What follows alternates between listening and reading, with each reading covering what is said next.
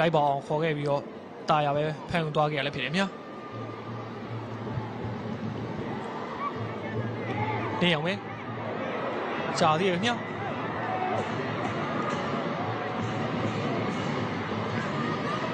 ညာတင်ပြန်ရောက်သွားတယ်ဒီရာဒီမှာမရသေးတယ်ကြောက်ကြော်လာပြီ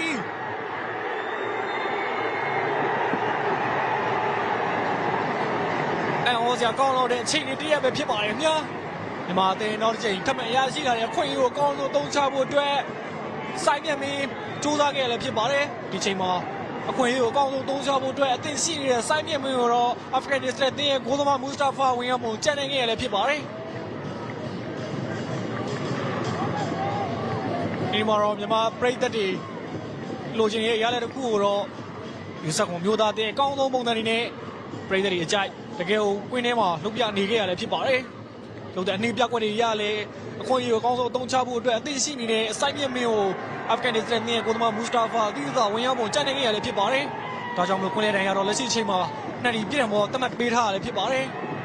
အားရှိလာတဲ့နှစ်ဒီပြည့်တယ်မောကနေမြန်မာအသင်းတရားမြောက်ဦးဆောင်ကိုရောက်သွားနိုင်မှာဆိုတော့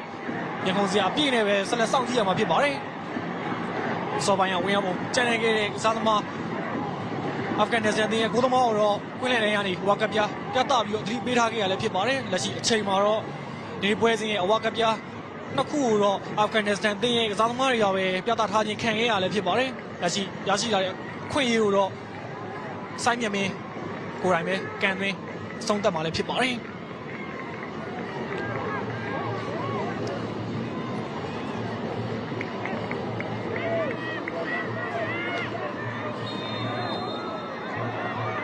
စိုင်းမြမင်းဟိုးပြီခင်ဗျာမြန်မာအသင်းအနေနဲ့ဒုတိယပိုင်းမှာပထမတန်းအတက်ပုံမကောင်းမှုနဲ့ခြေစမ်းမျိုးရင်းနဲ့ပြန်လာခဲ့ပြီးတော့ဒုတိယပိုင်းမှာနောက်ထပ်ဒေချာစီရဲ့တတိယမြောက်ဦးဆောင်ကိုတော့စိုင်းမြမင်း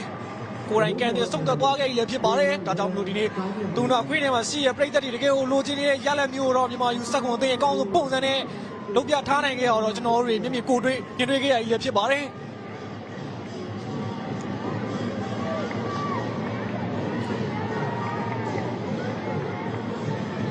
အားရှိလာတဲ့ပနတီပြည့်တယ်မောလဲသူကိုယ်တိုင်ဖန်တီးခဲ့ပြီးတော့အားရှိလာတဲ့ပနတီအခွင့်အရေးကိုလည်းအမောင်းကြီးမရှိဘဲနဲ့